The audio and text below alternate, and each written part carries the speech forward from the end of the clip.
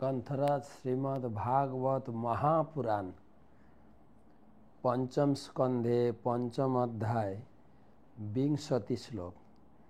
तस्माद् भवन्तो हृदयेन जातः सर्वे महीयांसममुंसनाभम् अक्लिष्ट बुद्ध्या भरतं भजध्यम् शुश्रूषणं तद्भरणं प्रजानाम।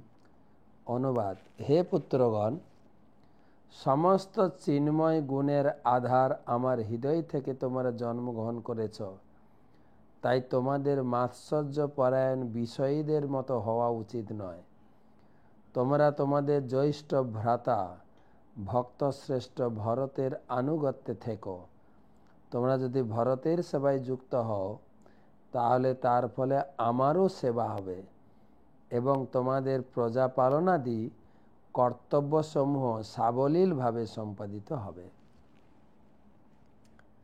পিতার বড় পুত্র ভরত মহারাজ তার নির্দেশে থাকার জন্য বাবার নির্দেশ দিয়ে গেলেন, 100 ছেলে, তার ভিতরে বড় ছেলের আনুগত্যে তোমরা থেকো। তাৎপর্য, এই শ্লোকে হৃদয় শব্দটি হচ্ছে বক্ষস্থল। হৃদয় শব্দে উরুকেও বলা হয়। হৃদয় বক্ষের অভ্যন্তরে অবস্থিত এবং সন্তান যদিও উপস্থের দ্বারা উৎপন্ন হয় তবুও প্রকৃতপক্ষে তার জন্ম হয় হৃদয় থেকে। হৃদয়ের অবস্থা অনুসারে বীর্য শরীরের রূপ ধারণ করে। তাই বৈদিক প্রথায় সন্তান প্রজননের সময় গর্ভাধান সংস্কারের দ্বারা হৃদয়কে পবিত্র করতে হয়। হৃদয় থেকেই বীর্য তৈরি হয় বলছে ভগবান প্রভুপাদ। ঋষভদেবের হৃদয় সর্বদাই নিষ্কলুষ এবং চিন্ময় ছিল। তার ফলে তার হৃদয় থেকে জাত সব কয়টি পুত্রই আধ্যাত্মিক প্রবণতা সম্পন্ন ছিলেন। কিন্তু তা সত্ত্বেও ঋষভদেব তাদের বলেছিলেন যে তার জ্যৈষ্ঠ পুত্র ছিলেন সর্বশ্রেষ্ঠ এবং তিনি তাদের সেবা করার উপদেশ দিয়েছিলেন। ভরত মহারাজের সব কয়টি ভ্রাতাকেই ঋষভদেব উপদেশ দিয়েছিলেন ভরতের সেবায় যুক্ত থাকতে। কেউ প্রশ্ন করতে পারে, পরিবারের সদস্যদের প্রতি এইভাবে আসক্ত হওয়ার উপদেশ তিনি কেন দিলেন? কারণ পূর্বে উপদেশ দেওয়া হয়েছে যে গৃহ ও পরিবারের প্রতি আসক্ত হওয়া উচিত নয়, কিন্তু মহীয়সাং পাদ রজোভিষেকম অর্থাৎ মহিয়ান বা পারমার্থিক মার্গে অত্যন্ত উন্নত মহাত্মার সেবা করার উপদেশ দেওয়া হয়েছে। মহৎ সেবাম দ্বার মাহু বিমুক্তে, মহৎ বা উন্নত স্তরের ভক্তের সেবা করার ফলে মুক্তির দ্বার খুলে যায়। ঋষভদেবের পরিবারকে একজন সাধারণ বিষয়ীর পরিবারের সঙ্গে তুলনা করা উচিত নয়। ঋষভদেবের জ্যেষ্ঠ পুত্র ভরত মহারাজ বিশেষভাবে মহান ছিলেন, তাই তার আনন্দ বিধানের জন্য তার পুত্রদের সেবা করার উপদেশ দেওয়া হয়েছিল। সেটি হচ্ছে তাদের কর্তব্য। পরমেশ্বর ভগবান ভরত মহারাজকে এই লোকের প্রধান শাসক হওয়ার উপদেশ দিয়েছিলেন। সেটি ভগবানের প্রকৃত পরিকল্পনা। কুরুক্ষেত্রের যুদ্ধে আমরা দেখতে পাই যে ভগবান শ্রীকৃষ্ণ মহারাজ যুধিষ্ঠিরকে এই লোকের সম্রাট করতে চেয়েছিলেন। তিনি দুর্যোধনকে সেই পদটি কখনো দিতে চাননি। পূর্ববর্তী শ্লোকে উল্লেখ করা হয়েছে যে ভগবান ঋষভদেব হৃদয় হচ্ছে হৃদয়ম যত্র ধর্ম। ভগবদ্গীতার ধর্মের লক্ষণ বর্ণনা করে বলা হয়েছে, পরমেশ্বর ভগবানের শরণাগত হও। ধর্ম রক্ষা করার জন্য ভগবান সর্বদা চান পৃথিবীর শাসক যেন একজন ভক্ত হয়। তাহলে সব কিছুই সকলের মঙ্গলের জন্য সুন্দরভাবে সম্পাদিত হয়। যখন কোনো অসুর পৃথিবী অধিকার করে তখন সর্বত্র বিশৃঙ্খলা দেখা দেয়। বর্তমানে এই জগৎ প্রজাতন্ত্রের প্রতি উন্মুখ হয়েছে, কিন্তু সাধারণত রজ ও তমগুণের দ্বারা তো কলুষিত। তাই তারা উপযুক্ত ব্যক্তিকে রাষ্ট্রের নেতারূপে মনোনয়ন করতে পারে না। অজ্ঞানী অজ্ঞান শূদ্রেরা ভোট দিয়ে রাষ্ট্রপতি নির্বাচন করে, তার ফলে আরেকজন শূদ্র ভোটে জিতে রাষ্ট্রপতির পদ অধিকার করে এবং তৎক্ষণাৎ সমস্ত সরকার কলুষিত হয়ে যায়। মানুষ যদি কঠোর নিষ্ঠা সহকারে ভগবদ্গীতার নীতি অনুসরণ করে, তাহলে ভগবানের ভক্তকে রাষ্ট্রপতির পদে নির্বাচিত করবে, কারণ ভগবান থেকেই শাসন ব্যবস্থার উন্নতি হবে। ঋষভদেব তাই ভরত মহারাজকে এই লোকের সম্রাট রূপে অনুমোদন করেছিলেন। ভগবানের ভক্তের সেবা করা মানে ভগবানের সেবা করা, কারণ ভক্ত সর্বদাই ভগবানের প্রতিনিধিত্ব করেন। ভক্ত যখন দায়িত্ব গ্রহণ করেন, তখন সরকার সকলের জন্য অনুকূল ও মঙ্গলময় হয়ে ওঠে।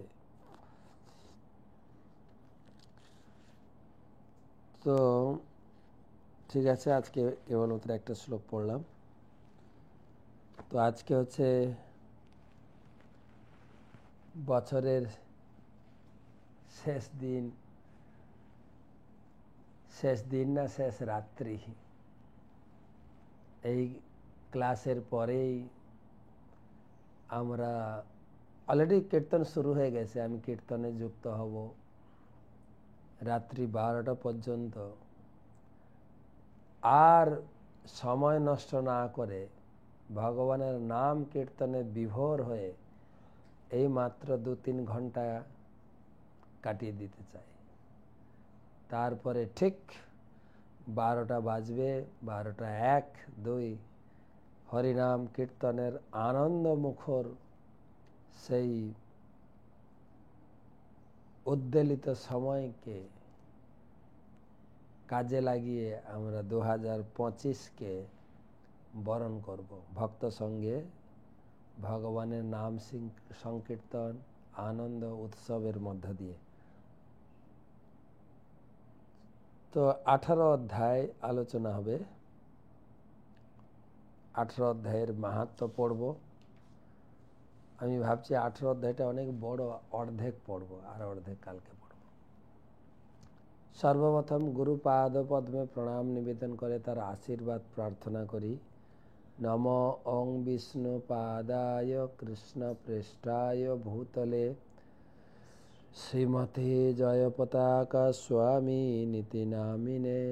নম আচার্য পাদায় নিতাই কৃপা প্রদায়িনে।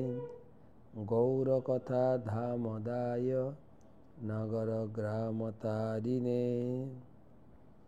নম ওং বিষ্ণুপাদায় কৃষ্ণ পৃষ্ঠায় ভূতলে শ্রীমতে ভক্তি বেদান্ত স্বামী নীতি নামিনে।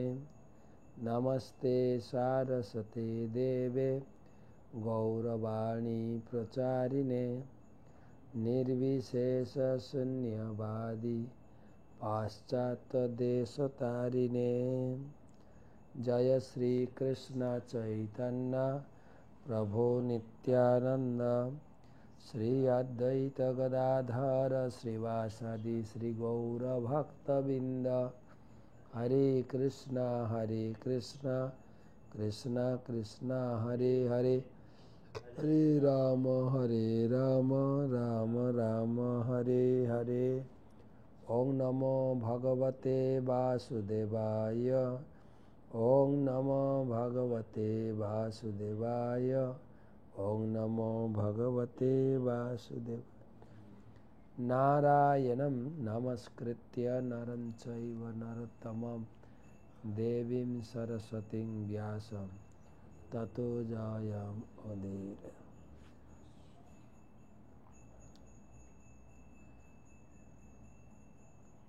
তো আজকে আমাদের 1032তম ভাগবত রসমাধুরী সেমিনার।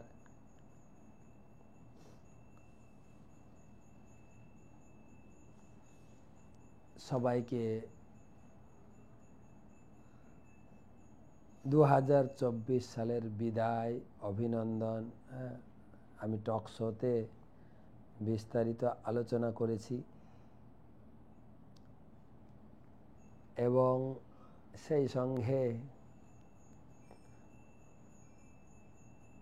কবিগুরু রবি ঠাকুর বলছেন, বন্ধু হও শত্রু হও যেখানে যে রও, ক্ষমা করো আজিকার মতো পুরানো বৎসরের সাথে পুরাতন যত অপরাধ। ভুল ভ্রান্তি সব মুছে দিয়ে আমরা আগের দিকে আমাদের চলার পথে সুগম করব। সেই জন্য অপরাধ ভুল ত্রুটি ক্ষমা চাইছি। সেই সঙ্গে আমরা যাতে একসঙ্গে থেকে ভগবানের নাম কীর্তন ভাগবত শ্রবণ করতে পারি, সেই আশা পোষণ করছি। সবাইকে আহ্বান জানাচ্ছি। তো অষ্টাদশ অধ্যায়ের মাহাত্ম্য। পার্বতী দেবী বললেন, হে প্রভু, আপনি ইতিমধ্যে ভগবদ্গীতার সপ্তদশ অধ্যায়ের মাহাত্ম্য বর্ণনা করেছেন। এখন অনুগ্রহ করে অষ্টাদশ অধ্যায়ের মাহাত্ম্য বর্ণনা করুন। তখন দেবাদিদেব শিব বললেন, হে হিমালয় কন্যা পার্বতী, ভগবদ্গীতার অষ্টাদশ অধ্যায়ের মাহাত্ম্য শ্রবণ করো, যা বেদের থেকেও উচ্চাঙ্গের এবং অসীম আনন্দ প্রদানে সক্ষম। এই মাহাত্ম্যের কথা যখন কারো কর্ণে প্রবেশ করে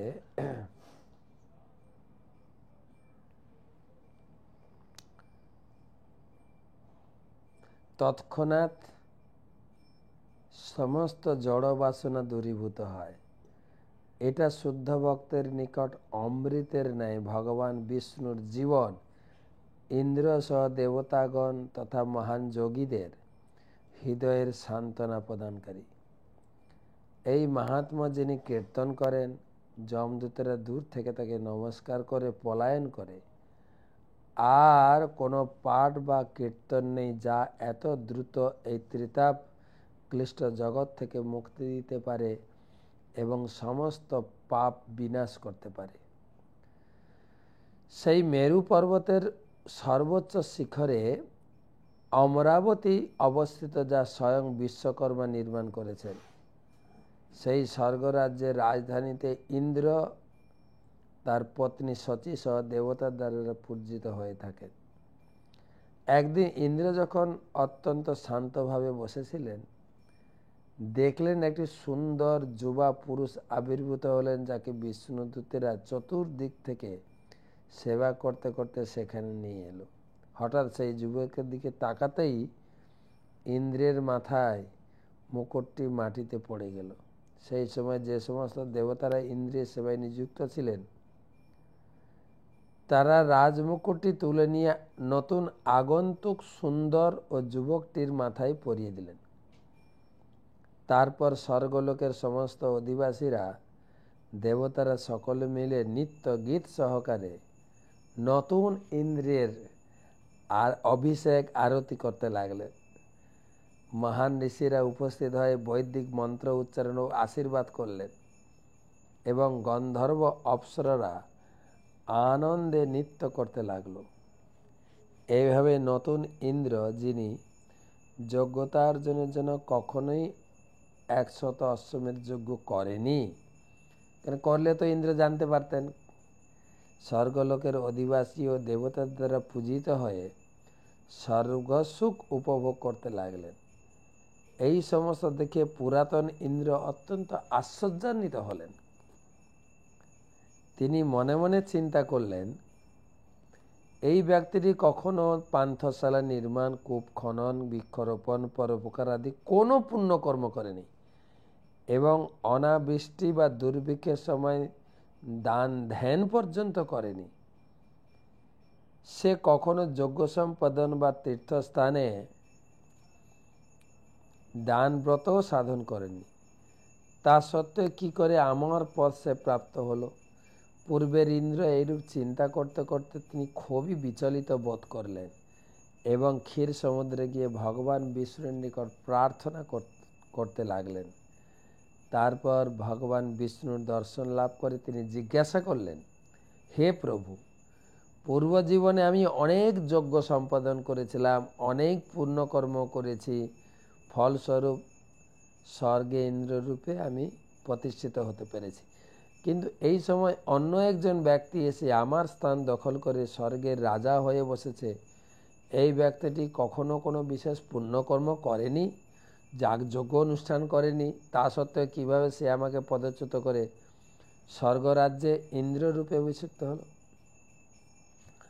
সেই সময় ভগবান বিষ্ণু বলেন, প্রিয় ইন্দ্র, এই মহাত্মা প্রতিদিন ভগবদ্গীতার অষ্টাদশ অধ্যায় অধ্যয়ন করত। সারা জীবন ধরে সে ভগবদ্গীতার এই অধ্যায়ের 5টি শ্লোক মুখস্থ করে। তারপর এই প্রকার সাধনের ফলে সমস্ত প্রকার পুণ্যকর্ম যজ্ঞের ফলস্বরূপ বহু বৎসর স্বর্গরাজ্যের সুখ উপভোগ করে সে আমার ধাম প্রাপ্ত হবে। তুমিও যদি এইভাবে ভগবদ্গীতার অষ্টাদশ অধ্যায় অনুশীলন করো, তাহলে তুমিও আমার দিব্য ধাম প্রাপ্ত হতে পারবে। পুণ্যকর্ম যাগযজ্ঞর থেকেও উপরে ভগবদ্গীতা পাঠ করা। ভগবান বিষ্ণুর এই কথা শ্রবণ করে ইন্দ্র তৎক্ষণাৎ একটি ব্রাহ্মণের রূপ ধারণ করে গোদাবরী নদীতে এক পবিত্র কালিকা গ্রামে উপস্থিত হলেন। ওই স্থানে পরমেশ্বর ভগবান কন্যেশ রূপে অবস্থান করেন। নিকটবর্তী গোদাবরী তীরেই একটি নির্জন স্থানে একজন সদাচারী ব্রাহ্মণ, যিনি জীবনের সর্বোচ্চ লক্ষ্য বৈদিক শাস্ত্রে গুহ্য জ্ঞান সম্বন্ধে অবগত হয়ে বসেছিলেন, তিনি প্রতিদিন ওই স্থানে বসে ভগবদ্গীতার অষ্টাদশ অধ্যায় শ্লোক সহ আবৃত্তি করতেন। যখন ইন্দ্র তাকে দেখলেন তখন অত্যন্ত প্রসন্নতা অনুভব করলেন। তৎক্ষণাৎ তিনি সেই ব্রাহ্মণের পাদপদ্মে পতিত হয়ে অনুরোধ করলেন, দয়া করে আমাকে ভগবদ্গীতার অষ্টাদশ অধ্যায় শিক্ষা দিন। কিছুকাল ইন্দ্র ওই ব্রাহ্মণের নির্দেশ মতো ভগবদ্গীতার অষ্টাদশ অধ্যায় অনুশীলন করার পর বিষ্ণুলোকের সর্বোচ্চ স্থান প্রাপ্ত হলেন। যখন ইন্দ্র এইভাবে ভগবানের ধামে উপনীত হলেন, উপলব্ধি করতে পারলেন যে স্বর্গের দেবতাদের সঙ্গে দেবরাজ ইন্দ্ররূপে যে সুখ এখনকার তুলনায় কিছুই না। প্রিয় পার্বতী, এই কারণেই মহান ঋষিরা বিশেষ করে ভগবদ্গীতার এই অষ্টাদশ অধ্যায় অনুশীলন করে থাকেন। তার ফলস্বরূপ বিষ্ণুর পাদপদ্ম লাভ করেন। কেউ যদি এই ভগবদ্গীতার মাহাত্ম্য শ্রবণ করেন বা অধ্যায় করেন, অচিরেই পূর্বকৃত সমস্ত পাপ ধ্বংস হয়ে যাবে। এবং যে ব্যক্তি এই আলোচনার শ্রদ্ধার সঙ্গে স্মরণ করবে, তিনি সমস্ত যজ্ঞ পুণ্যকর্মের ফল ভোগ করার পর ভগবান বিষ্ণুর ধাম প্রাপ্ত হবেন। হরি বল। ইন্দ্রের স্বর্গ রাজ্য থেকে পতন হয়ে গেল, কিন্তু অষ্টাদশ অধ্যায় পাঠ করে সে পুনরায় স্বর্গ পেরিয়ে বিষ্ণু লোকে গমন করলেন। অষ্টাদশ অধ্যায় মোক্ষ যোগ শ্রী অর্জুন উবাচ সন্ন্যাসস্য মহাবাহো তত্ত্বম ইচ্ছামি বেদিতুম ত্যাগস্য চ হৃষিকেশ পৃথক কেশিনিষূদন। অর্জুন জিজ্ঞাসা করছেন, হে মহাবীর, হে হৃষিকেশ, হে কেশিসূদন, আমি সন্ন্যাস ও ত্যাগের তত্ত্ব পৃথকভাবে জানতে ইচ্ছা করি। এই প্রশ্নটি অর্জুন প্রায় 3 বার করলেন। প্রথমে জিজ্ঞাসা করেছিলেন যে আমি ভক্তি করব না কর্ম করব। ভক্তি করতে গেলে মনে হয় কর্ম ত্যাগ করতে হয়। তারপরে একই প্রশ্ন, এটা 3য় অধ্যায়ের 1 নম্বরের প্রশ্ন করেছেন।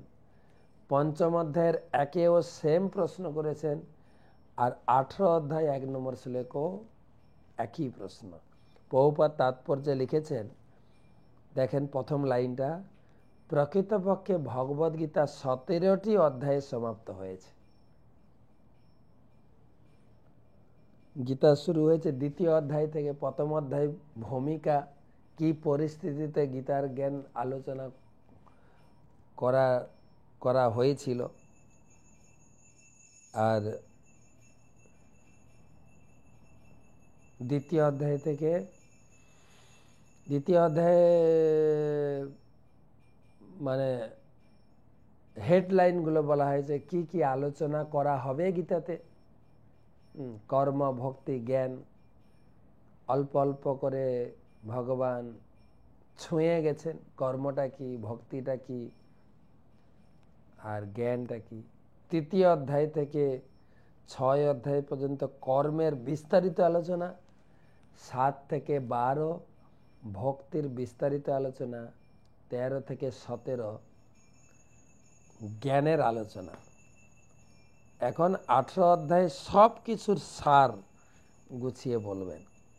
তাই দ্বিতীয় অধ্যায় 18 অধ্যায় বড়। দ্বিতীয় অধ্যায়েও সার কথা রয়েছে, হেডলাইন, আর লাস্টেও হেডলাইনগুলো আরেকবার। তাই অর্জুন প্রশ্ন করলেন প্রথমে কর্মের বিষয়ে, সন্ন্যাসটা কি, ত্যাগটা কি। শ্রী ভগবানুবাচ কাম্যানাং কর্মণাং ন্যাসম সন্ন্যাসম কবয়ো বিদুঃ সর্বকর্ম ফল ত্যাগম পাহু ত্যাগম বিচক্ষণা। ভগবান বললেন, পণ্ডিতগণ যেটা বলেছেন আমি সেটা বলবো। কবয় বিদু কি বলেছেন? কাম্য কর্মসমূহের ত্যাগকে সন্ন্যাস আর কর্মের ফল ত্যাগকে ত্যাগ বলে। কর্ম ছেড়ে দেওয়া সন্ন্যাস, কিন্তু কর্ম করো, ফলটা ভগবানকে অর্পণ করো, সেটা বলে আসল ত্যাগ।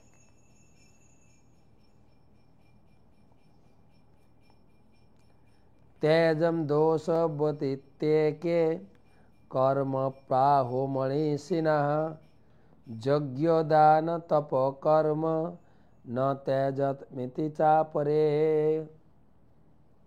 ভগবান একটা কথা বলছেন, কোনো অবস্থাতেই কর্ম ত্যাগ করা উচিত নয়। এমনকি যজ্ঞ তপ, আমরা বলতে পারি যখন আমরা প্রথমে ভক্তি জীবনে এসেছিলাম তখন সে ভোরে উঠে মঙ্গল আরতি করতে হতো, টাইম টু টাইম জপ করতে হতো, গীতা ভাগবতম পড়তে হতো, প্রসাদ খেতে হতো, আরতিতে অংশগ্রহণ করতে হতো। এখন আমরা সিনিয়র হয়ে গেছি, এখন এসব করতে হবে না। না, প্রতিটা মুহূর্তে। কেন না, যজ্ঞ দান তপকর্ম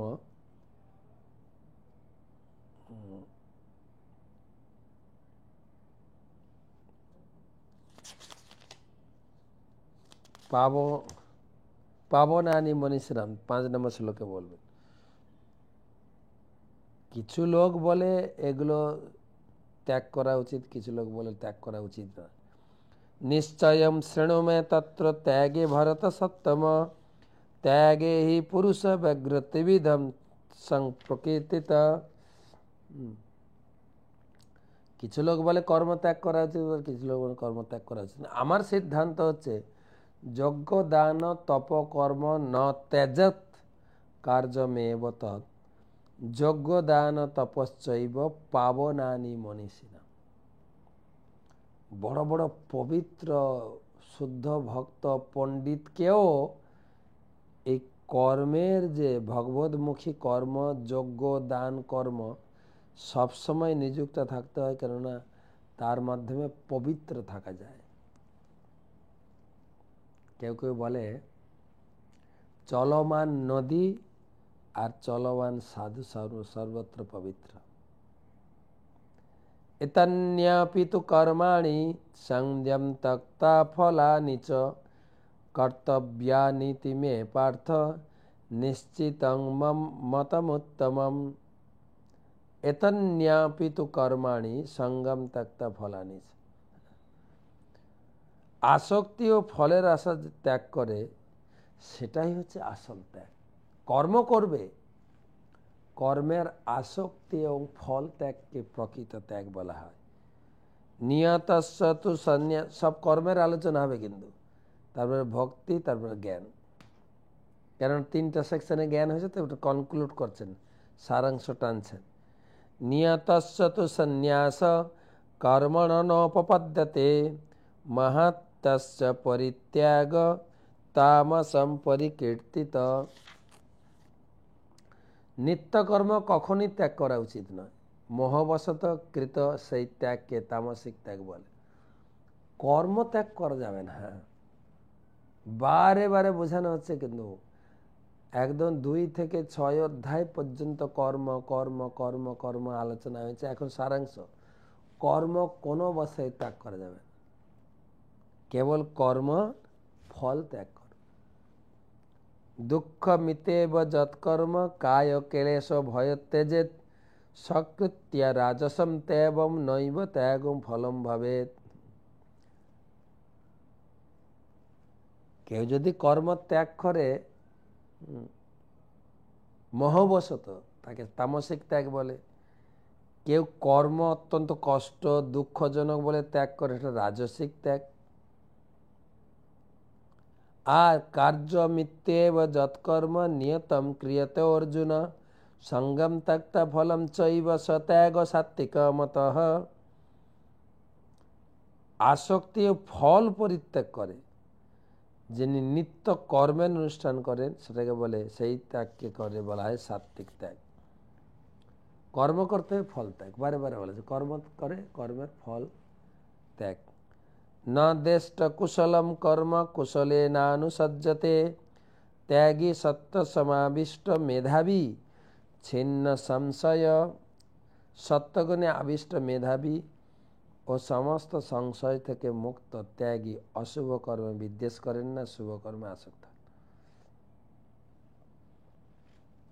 অশুভ কর্মে বিদ্বেষ করেন না, শুভ কর্মে আসক্ত হন। সেটাই হচ্ছে প্রকৃত জ্ঞান। নহি দেহ ভৃত শক্যম কর্তুম কর্মাণ শেষত যস্তু কর্ম ফল ত্যাগী সত্যাগেত্যভিধীয়তে। অবশ্যই দেহধারী জীবের পক্ষে সমস্ত কর্ম পরিত্যাগ করা উচিত নয়। যিনি কর্মের ফল পরিত্যাগী, বাস্তবিকই ত্যাগ। একই কথা একই কথা একই কথা বারবার। কর্ম করো, কর্মের ফল ত্যাগ। অনিষ্টম মিষ্ট মিশ্রম চ ত্রিবিধম কর্মণ ফলম ভবত্ত ত্যাগীনাম প্রেত্য ন তু সন্ন্যাসিনা কশ্চিৎ। কর্মের ফল 3 প্রকার, অনিষ্ট, ইষ্ট আর মিশ্র।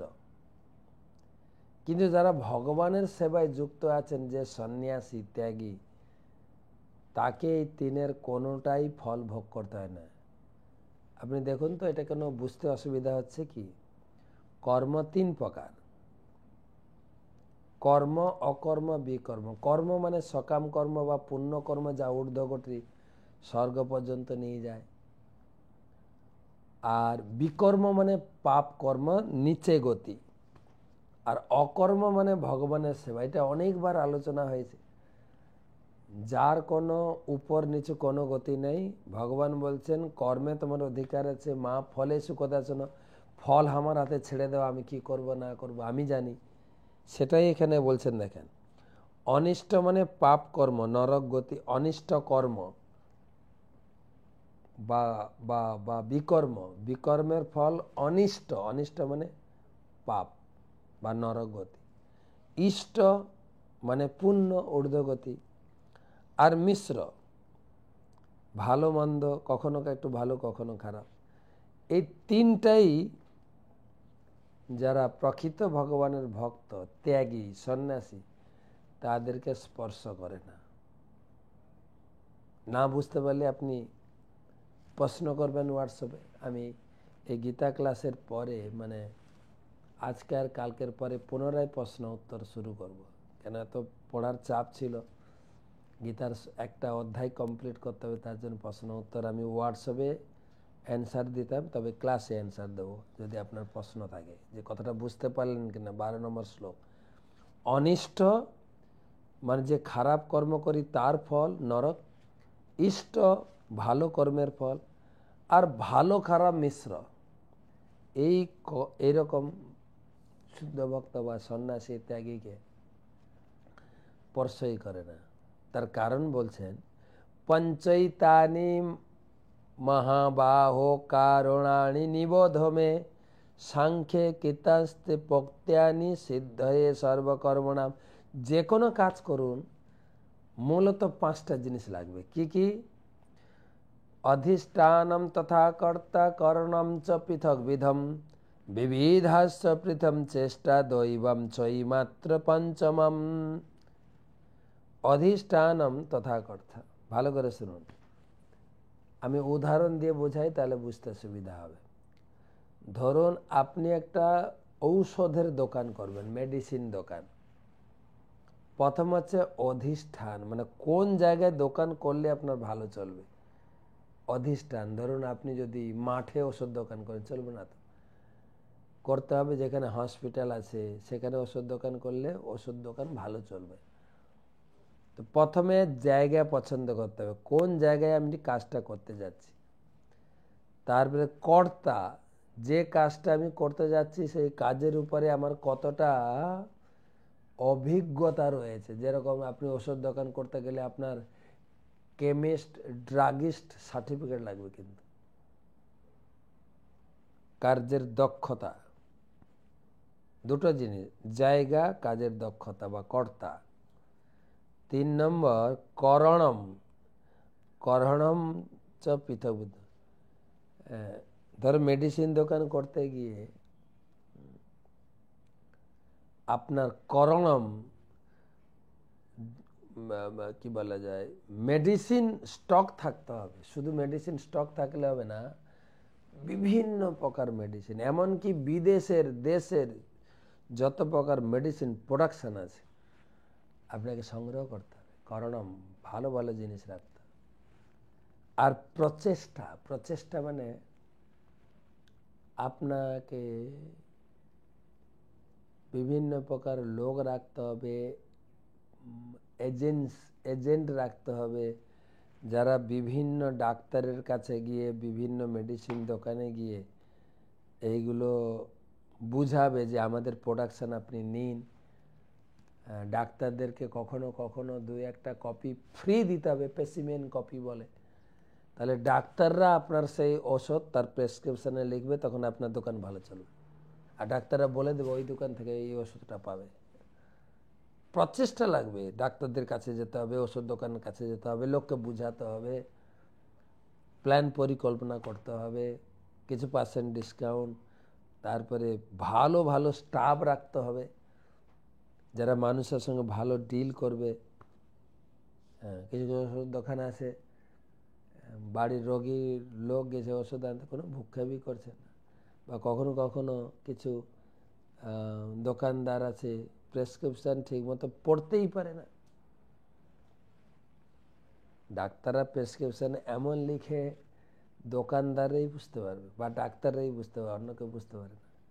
তাই দোকানদার কি করে, এক একটা ওষুধ আমি অনেক দোকানে দেখেছি, খামে ঢুকিয়ে লিখে দেবে, খাওয়ার আগে একবার, খাওয়ার পরে একবার, তাকে ইঙ্গিত করে লিখে দেবে, পরিষ্কার করে লিখে দিয়েছি তোমার অসুবিধা।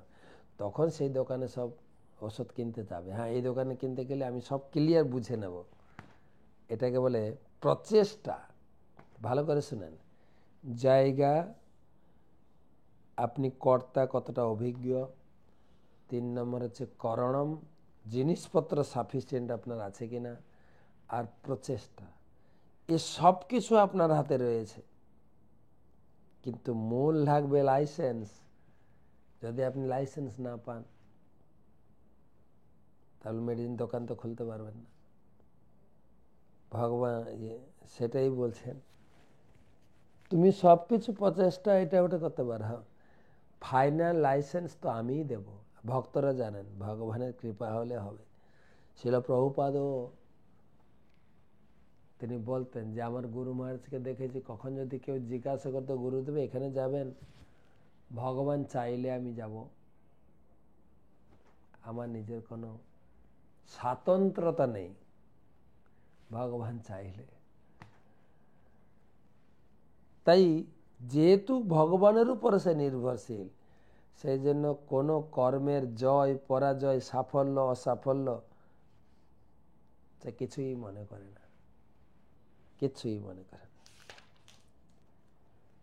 शरीरं वाङ् मनोभिर्यत् कर्म प्रारभतेर्नरः ন্যায্যং বা বিপরীতিং বা পঞ্চাইতে তস্য হেতব। যে কাজ করুন না কারণ, পাপ পুণ্য যা ন্যায্য অন্যায্য সবই এই পাঁচটায় মূল কারণ। তত্রৈবং সতি কর্তারম আত্মানম কেবলম তুজ পশ্যত কৃত বুদ্ধি তৎ ন স পশ্যতি দুর্মতি। যিনি এই পাঁচটা জিনিসকে মানতে চায় না, বলছে ওটা দুর্মতি, ওর সমস্ত কাজ সব দুঃখের কারণ হবে। যস্য নহংকৃত ভাব বুদ্ধি যস্য ন লিপ্যতে হত্যাপি স ইমান লোকান নহন্তি না নিবদ্ধতে। যিনি স্বতন্ত্র নন, ভগবানের উপর নির্ভরশীল হয়ে কর্ম করেন, তার কোনো গায়ে পাপ লাগে না। এখানে বলছেন যস্য ন অহংকৃত, যিনি নিজের ইচ্ছা, তুমি তো নিজের ইচ্ছায় এখানে যুদ্ধ করছো না, তোমার পাপের প্রশ্ন আসছে কোত্থেকে? জ্ঞেয়ম জ্ঞেয় পরিজ্ঞাতা ত্রিবিধা কর্ম চোদনা কারণম কর্ম কর্মেতি ত্রিবিধ কর্ম সংগ্রহ। ওটাকে আরো বিস্তারিত করে বলছেন জ্ঞান জ্ঞেয় পরিজ্ঞাতা, এই তিনটি কর্মের প্রেরণা, করণ কর্মকর্তা, তিনটি কর্মের আশ্রয়। এই যে পাঁচটা কারণ বলা হলো, তার আর একটু বিস্তারিত বলছেন যে প্রেরণা আছে জ্ঞান জ্ঞেয় এবং পরিজ্ঞাতা। জ্ঞান লাগবে আর পরমেশ্বর ভগবানের কৃপা লাগবে, এটা হচ্ছে অনুপ্রেরণা কর্ম করার। আর কর্ম সফলের পিছনে তিনটে কারণ, কর্তা, কর্ম এবং কি কর্ম করছি সেই কর্মের উপরে আমার অভিজ্ঞতা আছে কিনা, আমি কর্তা। আর কর্মের সামগ্রী, যেরকম আমি ওষুধের দৃষ্টান্ত দিল, ভালো ওষুধ লাগবে, ভালো স্টাফ লাগবে, ভালো জায়গায় দোকান হতে হবে, এগুলো জানতে হবে। জ্ঞানম কর্ম চ কর্তা তত্রৈব গুণ ভেদত প্রচ্যতে গুণ সংখ্যানাম যথা তৎশ্রেণু তান্যপি। জ্ঞান কর্মকর্তা এই তিন প্রকার বলে কথিত হয়। সর্বভূতেষু যেনৈকং ভাবমব্যয়মীক্ষতে অবিভুক্তং বিভুক্তেষু তদ্জ্ঞানং বিদ্ধি সাত্ত্বিকম। এবার কিছু জ্ঞানের কথা ভগবান বলা শুরু করলেন, যে কখনো কখনো চিন্ময় ভাব দর্শন হয়, সমস্ত প্রাণীতে এক। যেরকম যেরকম মানুষ, জীব জন্তু, গাছপালা, কীট পতঙ্গ, সবার ভিতরে আত্মা এবং পরমাত্মা আছে। এই ভাবটা দর্শন করা হচ্ছে সাত্ত্বিক ভাব। এই জ্ঞানটাকে বলে সাত্ত্বিক জ্ঞান। পৃথক তেন তো যজ্ঞানম নানা ভাবান পৃথক বিধান ব্যক্তি সর্বে তো ভূতেষু যজ্ঞাতম তৎ জ্ঞানম বিদ্ধি রাজসম। কখনো খুব ভিন্ন ভিন্ন, যেরকম ভিন্ন ভিন্ন পাত্রে সূর্য রশ্মি পড়ে, সূর্যকে ভিন্ন ভিন্ন বলে মনে হয়। আমরা মানুষ, আমরা উন্নত, আমরা পশুদের কেটে খাবো, এটা রাজসিক জ্ঞান। যত্তু কৃষ্ণ বেদ বেদ বদে কস্মিন কার্যে শক্তম হিতুকম তত্তার্থ বদল্পম চ তত্তামস উদাহৃতম। আর যে জ্ঞানের দ্বারা প্রকৃত তত্ত্ব অবগত, এর কোনটা ঠিক কোনটা ভুল উপলব্ধি হয় না, সেটাকে বলে তামসিক জ্ঞান। নিয়তম সংগরহিতম আগত দেশত কৃতম অফল প্রেপসুনা কর্ম যত্তামসিকম উচ্চতে। তাই ফল কামনা শূন্য আসক্ত রহিত রাগ দেশ বর্জন যে কর্ম অনুষ্ঠিত হয় তাকে সাত্ত্বিক কর্ম বলে। যত্তু ফলপ্সুনা কর্ম সংকারেণ বা পুনঃ ক্রিয়তে বহুলাসম তদ রাজসম উদাহৃতম। এগুলো আলোচনা হয়েছে, জাস্ট পড়ে যায়। ফলের আকাঙ্ক্ষাযুক্ত অহংকার হয়, কষ্টসাধ্য করে যে কর্মানুষ্ঠান হয় রাজসিক কর্ম। আমি ফল ভোগ করতে চাই, কষ্টসাধ্য করে করব, সেটা রাজসিক কর্ম। অনুবন্ধম ক্ষয়ম হিংসাম অনপেক্ষ চ পৌরুষম মহাদার ভরতে কর্ম তত্তামস উদাহৃতম। ভবিষ্যতের বন্ধন, এমন কাজ করছে বন্ধনে আটকে যাব। জ্ঞানাদির ক্ষয়, হিংসা, নিজ সামর্থ্যের পরিণতের কথা বিবেচনা না করে যে কর্ম করে তামসিক কর্ম। কর্মে কি পরিণত হবে আমি জানলাম, যা খুশি করে দিলাম, এগুলো তামসিক কর্ম। মুক্ত সঙ্গ অনংবাদী ধিতুৎসাহ সমন্বিত সিদ্ধ্যা সিদ্ধ নির্বকার কর্তা সাত্বিক উচিত। সাত্বিক কর্তা কাকে বলা হয়? জড় আসক্তি শূন্য, অহংকার শূন্য, ধৃতি ও উৎসাহ, সিদ্ধি অসিদ্ধি, কোনো উৎসাহ নেই, তাকে বলা হয় সাত্বিক কর্ম। র্যাগী কর্ম ফল প্রেপসুন লুপ্ত হিংসাত্মক সূচি হর্ষ শোকান্বিত কর্তা রাজসং পরিকীর্তিত। কর্মাসক্ত, কর্মফলে অনাকাঙ্ক্ষী, লোভী, হিংসা পরায়ণ, অসুচি, হর্ষ শোকযুক্ত কর্তা রাজসিক কর্তা। অযুক্ত প্রাকৃতে সদ্য শঠ নৈষ্কৃতির কোহলস বিবাদী দীর্ঘসূত্রী চ কর্তা তামসম উচ্চতে। কোনো কাজ দীর্ঘসূত্রে কাজ করাকে তামস কাজ বলে, তামসিক কর্তা। বুধের ভেদম ধিতেশ্চৈব গুণস্তত্রিভেদং শ্রেণু পচ্যমানমশেষেণ পৃথক তেন ধনঞ্জয়। হে ধনঞ্জয়, প্রকৃতির 3 গুণ অনুসারে বুদ্ধি ও ধৃতির যে ত্রিবিধ ভেদ আছে তা আমি বর্ণনা করছি, তুমি শোনো। প্রবৃত্তিম চ নিবৃত্তিম চ কার্যকার্যে ভয়াবহে বদ্ধম বংশম চ বেত্তে বুদ্ধি সাপার্থ সাত্ত্বিকী। এখন জ্ঞানের কথা আলোচনা হবে। সারাংশে 18 গীতার ব্যাখ্যা হয়েছে প্রথমে 6 অধ্যায়ে কর্ম, মাঝখানে ভক্তি, শেষে জ্ঞান। কি সারাংশ বলতে গিয়ে ভগবান প্রথমে কর্ম জ্ঞান বলবেন, শেষে ভক্তিকে প্রশংসা করে শেষ করবেন। সেই জন্য এখন জ্ঞানের কথা আলোচনা আছে। প্রবৃত্তি, নিবৃত্তি, কার্য, ভয়, বুদ্ধি, যেটা পরিষ্কারভাবে জানা যায় সেটাই সাত্ত্বিক বুদ্ধি। জয়া ধর্ম ধর্মম চ কার্যমেব চ অযথাবৎ প্রজা জাতি বুদ্ধিম সা পার্থ রাজসী। ধর্ম ধর্ম, কার্য অকার্য সম্যক রূপে জানা যায়, ক্লিয়ার না, তাকে রাজসিক বুদ্ধি। আর যেটাতে কিছু জানাই যায় না, অধর্মম ধর্মম ইতি যা মন্যতে তমসাবৃতা সর্বার্থান বিপদীতাশ্চ বুদ্ধি সা পার্থ তামসী। বুদ্ধিকে অবুদ্ধি, অধর্মকে ধর্ম মনে করছে না লোকে, সেটাকে তামসিক বুদ্ধি। ধৃতা জয়া ধারয়তে মন প্রাণেন্দ্রিয় কিয়া যোগে না ব্যভিচারিণা ধৃতি সা পার্থ সাত্ত্বিকী। যে অবিবিচারী ধৃতির দ্বারা মন, প্রাণ, ইন্দ্রিয়ের ক্রিয়া সকলকে ধারণ করে সাত্ত্বিক ধৃতি বলে। জয়া তু সর্বধর্ম কামার্থান ধৃতা ধারয়তে অর্জুন প্রসঙ্গেন ফলাকাঙ্ক্ষী ধৃতি সা পার্থ রাজসী। হে পার্থ, যে ধৃতি ফলাকাঙ্ক্ষার সঙ্গে ধর্ম, অর্থ, কামকে ধারণ করে সেই ধৃতি রাজসী। জয়া স্বপ্নম ভয়ম শোকম বিষাদং মদমেব চ ন বিমুঞ্চতি দুর্মেধা ধৃতি সা পার্থ তামসী। যে ধৃতি স্বপ্ন, শোক, ভয়, বিষাদ, মদ আদিকে ত্যাগ করেছে তামসী ধৃতি বলা। তো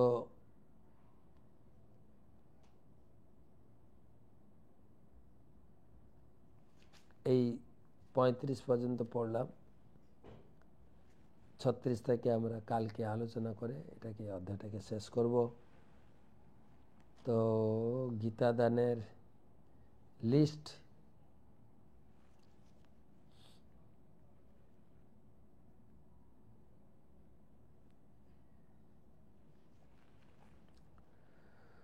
কুম্ভ মেলায় যে গীতা দান করছেন, বিশেষ করে আমাদের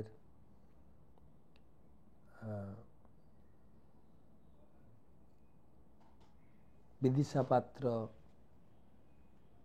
ব্রজলীলা